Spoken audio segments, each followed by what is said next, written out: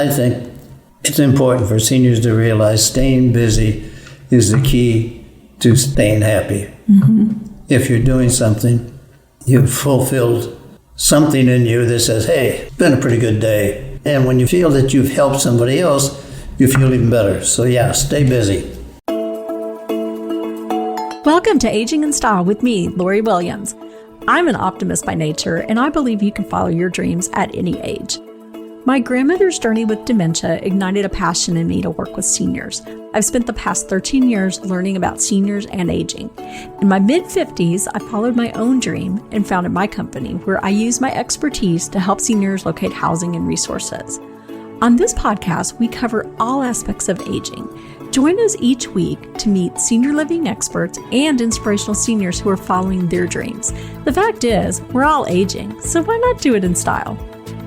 Hi, welcome to today's episode of Aging in Style with Lori Williams. Today's show is a very special one because I have an incredible guest, a friend of mine that I have wanted to interview for a while, and we're finally making it happen. This gentleman is my inspiration, I would say. Whenever we have done podcasts over things like finding purpose as we age, lifelong learning, volunteering as we age, and maintaining a positive mindset, he is the person I always think of because he does all of those and more. His name is Doug Brown, and he is 95 years old. He will be 96 in 2 weeks. October 16th is his birthday, so let's all be thinking of Doug on October 16th and wish him a happy birthday. Doug is an incredible man. He has served or has led just an amazing life. I mean, just many lifetimes in one life. He served in World War II. He grew up in the Depression, served in World War II. He worked in military intelligence. He spent time in Italy and Germany and France. It's just amazing, his life story. Someone could make a movie out of it, and I would be first in line to watch it. And so Doug also has won many awards. He's pretty famous in our town of Flower Mound, and he gets kind of, I don't know, embarrassed, but he's very humble. He doesn't care about all the awards. He just cares about the work that he does. But Doug, I want to say this, that he did win or was awarded the Governor's Volunteer Award, which was presented by the Texas governor's wife, Cecilia Abbott, and he won the Lifetime Achievement Award from the town of Flower Mound for his 35 years of service. He helps veterans. He helps the Habitat for Humanity, Santa Cobbs. He and his wife, Claire, are involved in just everything you can imagine. The main thing about Doug, though, and this is his passion, which he found later in life, and he'll tell the story about how he found his passion, but he has refurbished over 1,400 computers and tablets and has donated them to veterans, boys and girls clubs, and school kids throughout the pandemic. I mean, he's just an incredible guy, and I'm so excited to have him on here to share his story and also to give encouragement and inspiration to how we can all age in style. There's something that you talk about all the time when you talk to people who are retiring, and what is it you tell them? Well, as I said 5-6 months ago, I had a gentleman come to me, said, Doug, I'm about to retire. What should I do? And I said, volunteer or die. If you don't volunteer, you'll start to go downhill gently, and then very quickly, you'll fall off like falling off a precipice, and you get very sick. You stay volunteering, you'll stay healthy, relatively, because as we age, we know we don't stay healthy as well as we used to. But having a purpose in life keeps you alive and doing good things. Laurie referred to my passion. I started refurbishing computers back in, my first wife had cancer for 13 and a half years. She died in 98. So the last year she was alive, I had to stay home with her full time. And if you're home 24/7, you need to have something to do. So I started reading about and playing with desktop computers. And I used to have an inventory of 2 at the best. And if I had 1 or 2 in my inventory, and if I made a mess, if I fouled it up so it was no longer usable, I beat my head on the table for a while and say, well, I won't make that mistake again. Then eventually, I had a gentleman come to me. He put a tile floor in one of the rooms of my house and said, I know you fool with computers. I can't afford one. My son's a senior in high school. He gets 1 hour at the library. Can you give him a computer? I said, well, let me see what I can do. And I couldn't even tell you how many years ago that was. Maybe 2000, maybe 2001 or 2, I don't know. But that started me on the road to refurbishing and giving away computers. My first aim is computers for veterans. My current wife and I have put them in habitat houses. Everyone brings you computers to. Everyone knows you. I want your old computer, your monitor, your screens, your keyboard, your mice, your cables, anything at all you have, because what I can't use will go to CCA or they'll put it to good use. Oh, I don't know, it was 6 months ago, 8 months ago. This gentleman who's a chaplain for American Legion VFW post here came to me and said, need to go to Denison, I'm going to take you up there in 2 days. And I said, why? He said, you'll see. And we drove to Denison, walked in a little gym. There's a whole bunch of boys and girls sitting there in the bleachers. And they start cheering. And he said, you gave them 32 computers. I said, I didn't know I gave many computers. I just thought all the computers he was taking was for veterans, but he gave them 32, which during the pandemic, they set up a room with an instructor where they could learn. They weren't just goofing around and doing whatever on the internet, which is not a good idea for young children, and they were learning. And I was very pleasantly surprised, very pleased that hopefully we made a difference in the lives of some of those children. But as I said, I was astounded when I found out I'd given 32 computers to the Boys and Girls Club up in Denison. Well, and it's just amazing that you took what started as a hobby, I guess, really just trying to figure out computers. Look what it's led to for you. Yeah, I was trying to kill time, really, pass time. If you're going to sit there and you can't leave your wife for any substantial length of time. If I went grocery shopping, have a list, run out, get it, run back, because that was before cell phones. And if she needed to get in touch with me, if I went someplace going to be very long, I'd get their phone, call her, and give her their phone number and tell them who I was. So it was self-preservation, really, to have something to do, which is why giving computers right now to someone like a veteran can make a difference in their life, because it gives you a purpose, gives you something to do, rather than let your mind disintegrate, sit there and does nothing. Exactly. And this is what you said earlier when we were talking, that if you just sit there and let your mind go, then your health follows too. Yes. And it's hard to regain that where you were. Once your mind starts to disintegrate, then your physical health goes, and you can get your physical health back a lot easier than you can your mental health. Why do you think some seniors, they don't become active? They just kind of sit there in front of the TV. What do you think it is? I could say sloth, which is one, but it's maybe a little harsh. Yeah. You have to have a purpose, but you have to have some get up and go to do it. It's easy to get up, get out of bed, not get dressed, maybe make a cup of coffee, sit down, and turn the TV on, just sit there. And first thing you know, an hour, 2 hours has gone by, and you're comfortable.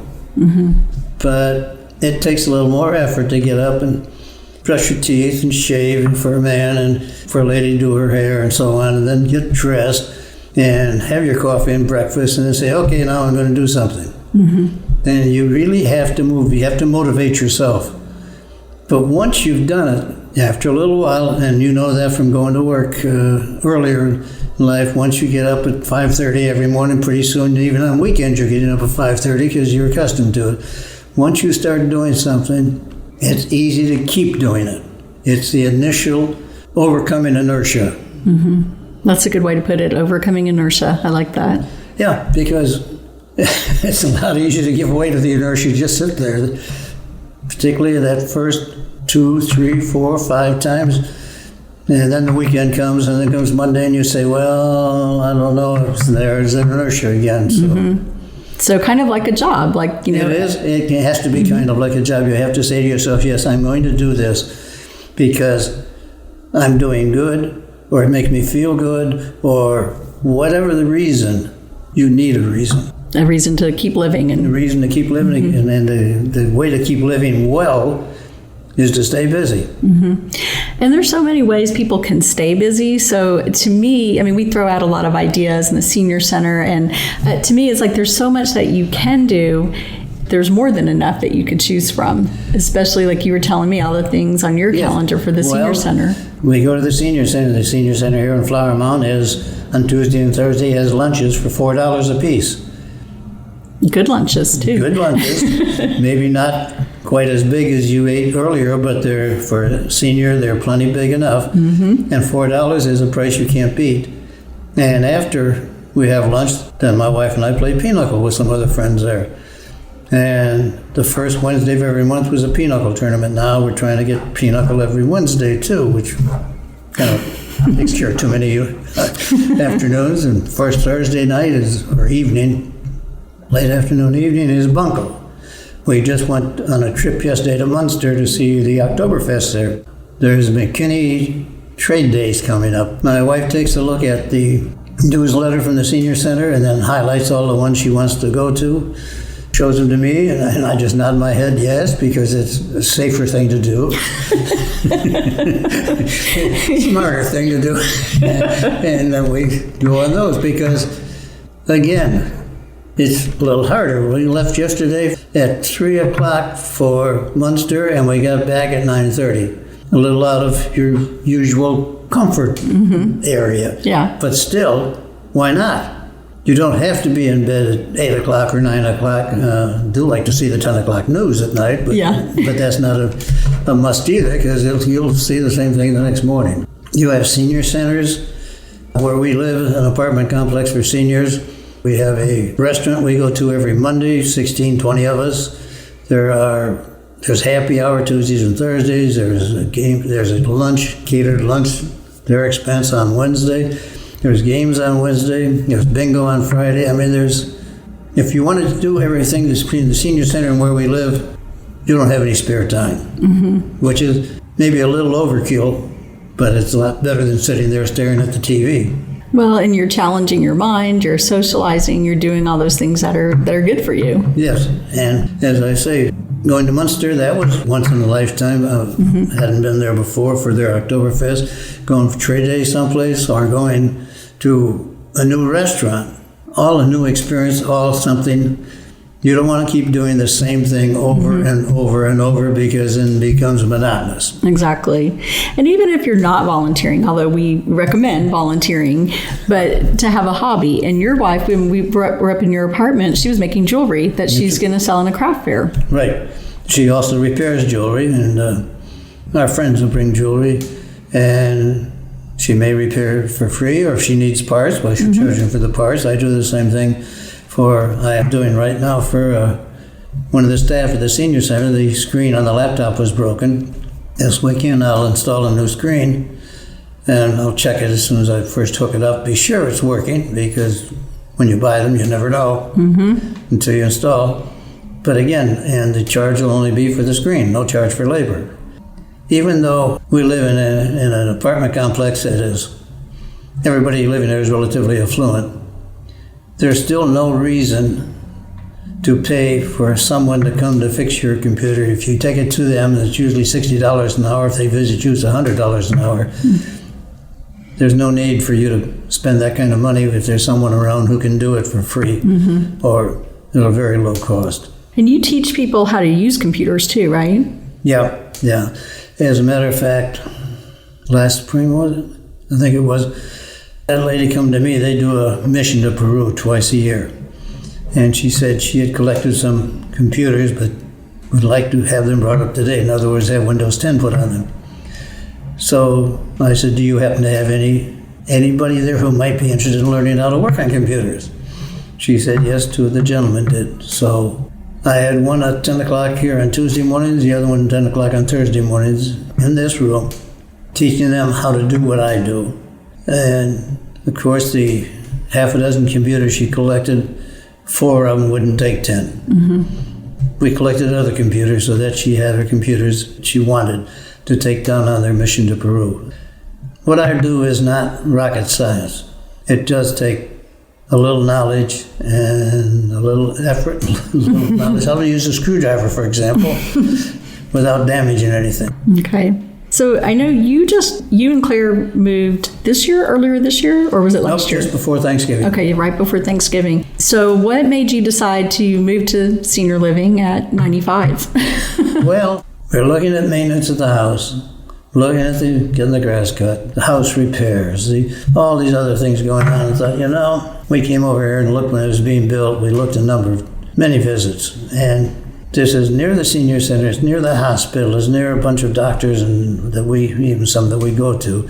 So it's a good location, and you add up all the money you spend on the house for insurance, for your company that hopefully will take care of it, all the problems when you have with your appliances and so on, and all the other things, and find out, we're spending a pretty good sum, and we can move here, and for maintenance, you pick up the phone.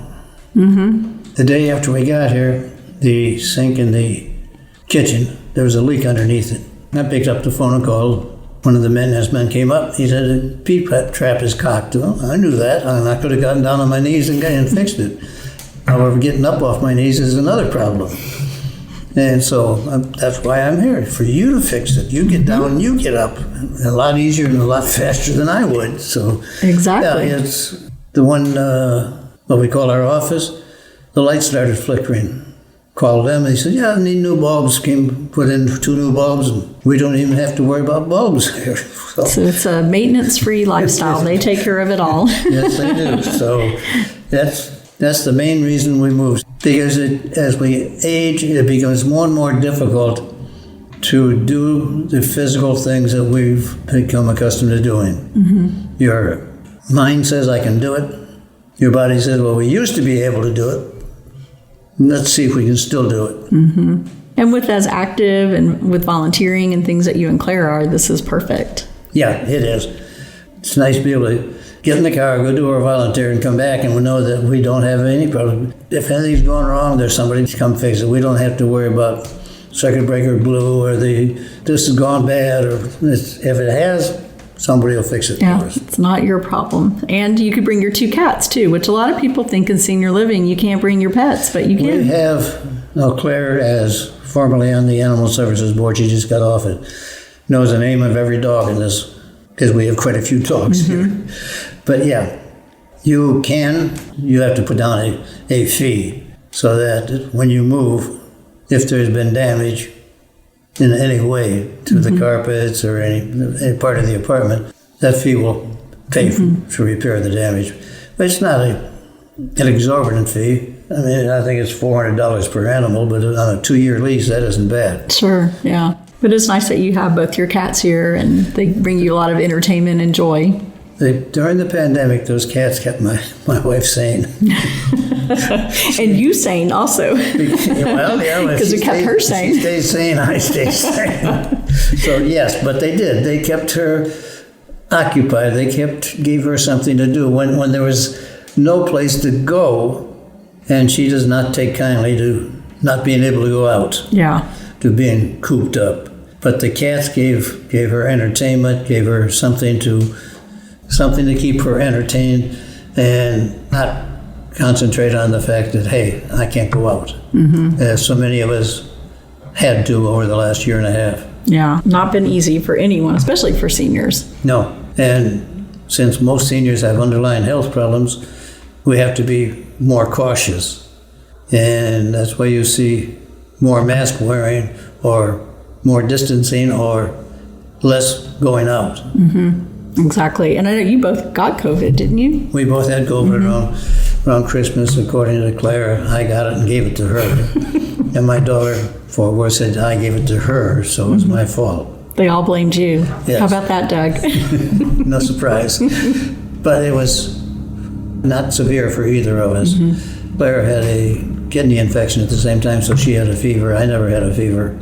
The only problem was the severe fatigue.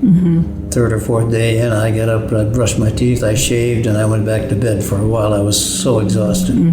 That was the part that really, really bothered me, being so fatigued all the time. Especially because you're always so energetic. Yes, I'm not used to being fatigued. I'm used to being able to go, but no, I couldn't go anyplace. So Well, and then we had our vaccinations in April, and we'll get our booster. Of course, they're saying 6 months after, which would be the end of this month.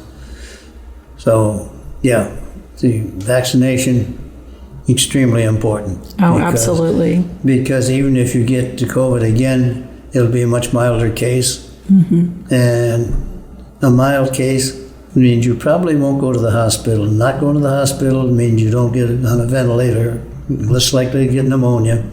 A lot of good reasons to get a vaccination. Absolutely. I agree for everyone. So I know that's a hot topic. So. Oh, yeah. The people on both sides are very vociferous, very anti each other. I know. It's ridiculous. Yeah, it is ridiculous. I agree with you. Strange times we live in. So I'm sure you've seen all kinds of interesting things through the years, though. Oh, yes. I remember, for example, when Salk came up with the polio vaccine, because I knew some people with iron lungs, and you think, that's no way to live. No. Get an iron lung all the time. And I'm thinking everyone pretty much lined right up to get the vaccine, right? Oh, yes. And then, of course, 20 years in the Army, it wasn't a matter of, will you take it? It was step up. And you got whatever vaccination they wanted to give you. I remember I got yellow fever one time just in case I might go where there's yellow fever. And I never went there, but hey, it wasn't a matter of, would you like to have this? Line up and get it. Wow. Kind of off topic, but I know you traveled everywhere. So where was your favorite place to be? Northern Italy. Without a doubt, that's the one. I spent, 49 to 52, I was in Trieste, which used to be the port for the Austro-Hungarian Empire, and then part of Italy, part of Yugoslavia, back to Italy, and then when I was there, BUZZ, British United States Zone. We took over the whole town. It was a port town, of course. Lloyd Triestino was a shipping firm. And we were allowed 5,000 troops, so they had as many civilian positions as possible with the U.S. government there and the British government, so they could have as many troops.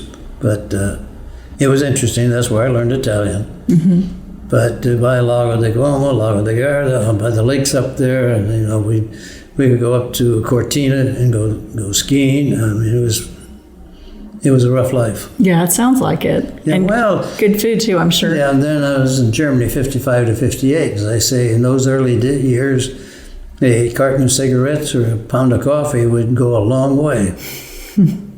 You could buy a piece of furniture for a carton of cigarettes or a pound of coffee. Really? Oh, yes. It's in high demand, huh? Well, people had furniture, but they had no money.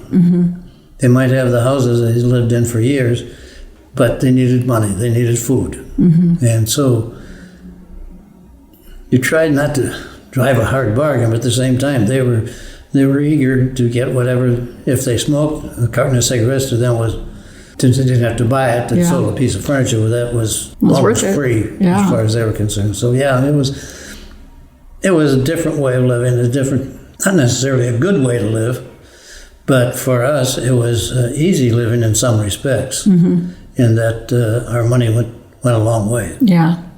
And how long were you in Germany?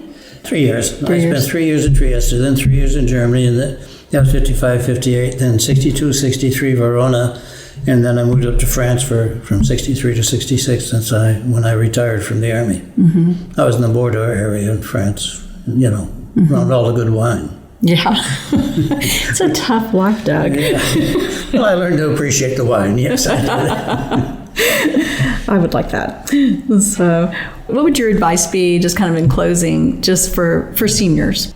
We've already gone over this volunteer, don't sit, do nothing. But after we moved here, we became friendly with 3 other couples, and we do a lot of things together, the 4 couples. For example, one of us has a birthday, the 8 of us, the person having the birthday picks the place to eat. The 8 of us go out to eat. We play cards together. You need companionship. Staying by yourself is a way to deteriorate mentally. You need that companionship where you have an interchange of ideas, of thoughts. Disagreements too. There's nothing wrong with disagreements as long as they're fairly polite. Yeah. We don't agree with everyone all the time, not even in our own family. So shortly after we moved in there. We knew the one couple before we moved in, and then the other two couples, we kind of gravitated together, and it makes a difference if everybody says, well, let's go do this. If the wives say, for example, hey, they got this happening in the senior center, let's go do this, and the men go along. Whether they go very willingly or somewhat willing, it doesn't matter. The fact is you're out, you're doing things, and you're going to meet other people. The getting out and doing things, staying somewhat active socially. That's the main thing. Stay active socially. Stay active socially. May not broaden your horizons a lot.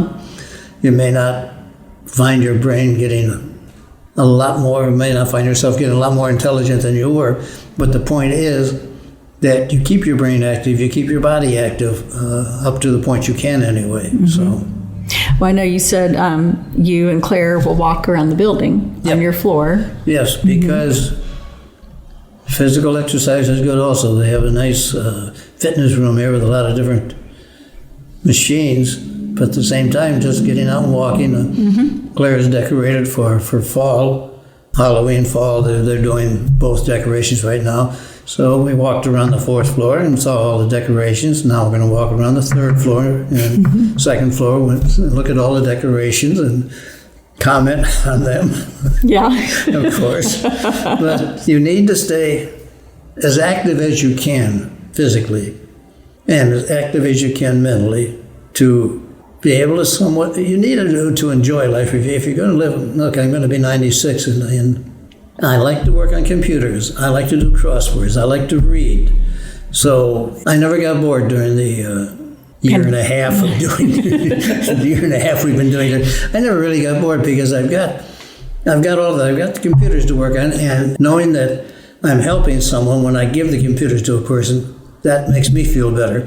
But okay, tired of working on computers for a while, do a crossword puzzle. Got a book, pick up a magazine and read it. Something, it broadens your horizon, it makes your mind think. You have to keep both body and mind working for you to stay relatively happy. And during this pandemic, staying relatively happy was about as good as it got many times. Absolutely. I think it's great. I think what you're saying is, have a purpose. So the volunteering's the purpose. Do things that keep your mind active, like with the crossword puzzles. Don't just sit down in front of a TV and stay there. No. I like to watch the news. There's a few shows I watch, not very many. Blue Bloods, for example. I like to watch Blue Bloods. I like that one too. Yeah. And they're starting the new series this next Friday. But do some things for enjoyment. Reading, I kind of get lost in books. Carol finally tapped me. She talked to me. I hadn't realized that I was lost in that book. Yeah. So it's enjoyment as well as accomplishment.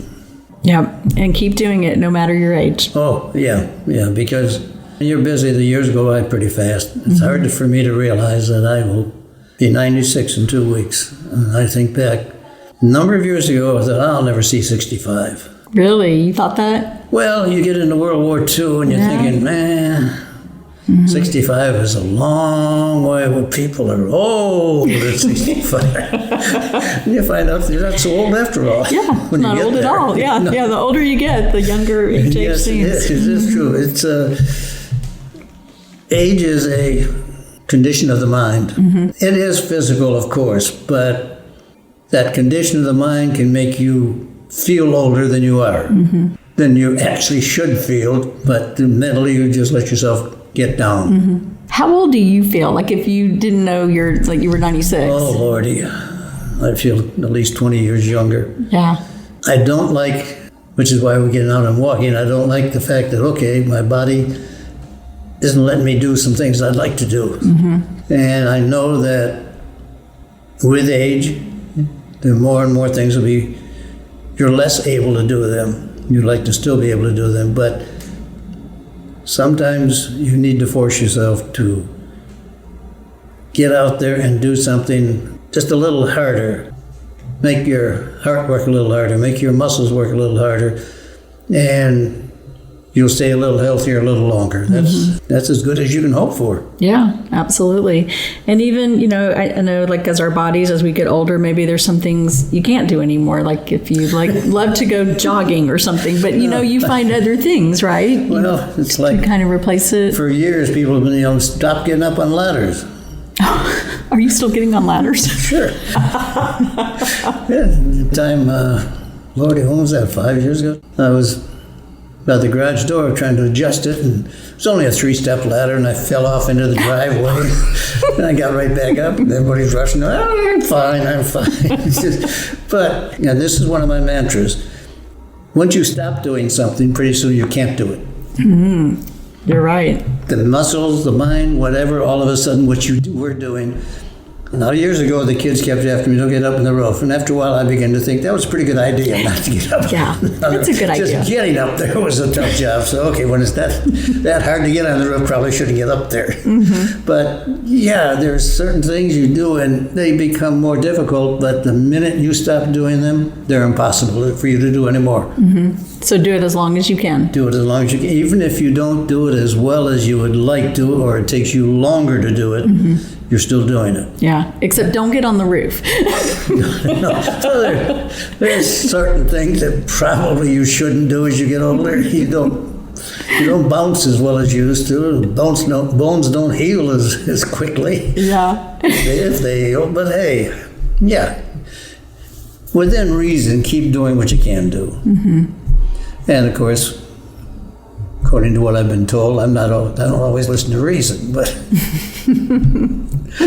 but again, that's maybe why I keep going. I just think, yeah, I can do that. That's great advice. As we close, I don't know if you want to put it out there or not, but do you want computers? Do you want people to keep bringing them to you? No, yeah. Okay.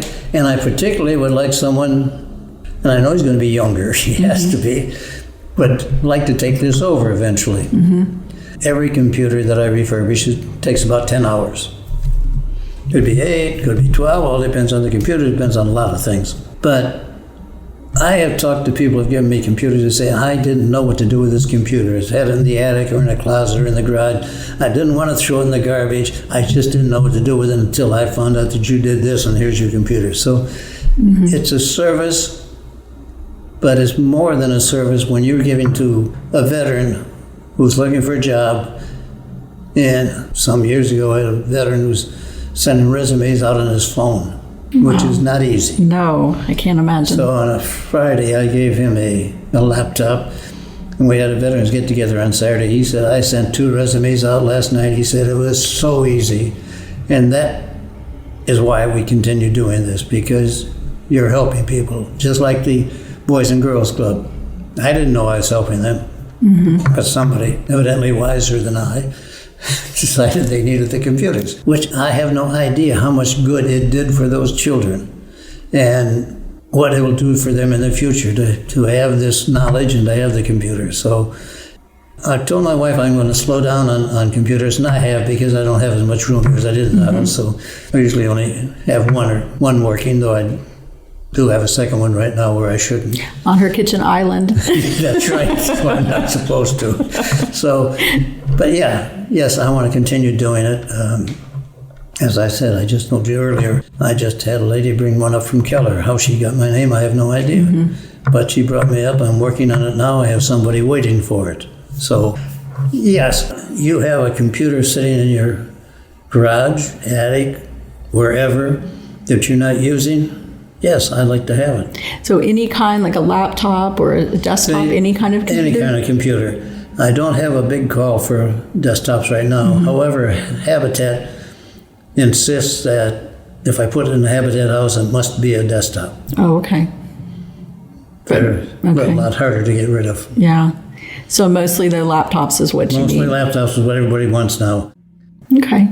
So if anyone has laptops or computers, anything that they are wanting to donate, do you want them to just reach out to me so you're not inundated? I can have them send. I don't care. Okay. I've got, my phone number is 214-755-1153. Text me, you can call me, or Douglas A. Brown at Verizon.net. Douglas A. Brown, all one word, Verizon.net. All right, we'll put it out there on the website too. And my wife will be so pleased. She's gonna not be so pleased. Well, you did say you have a storage unit, right? Yes, I have a storage unit. Yes. Sorry, Claire. I just won't tell her about it. No, we won't tell her. She won't listen to this. Well, I so appreciate you being on the podcast with us, Doug, and sharing your information. I've wanted you on here for a long time, and we've discussed it for a long time. We have. And I think it's important for seniors to realize staying busy is the key to staying happy. Mm-hmm.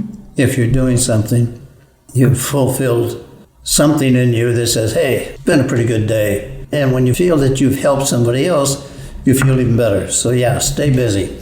Absolutely. We're going to close on those words because that's some wisdom right there. Thank you so much, Doug. I appreciate you being on. Thank you for having me. Absolutely. All right. We'll see y'all next week. Thanks for listening. Bye-bye.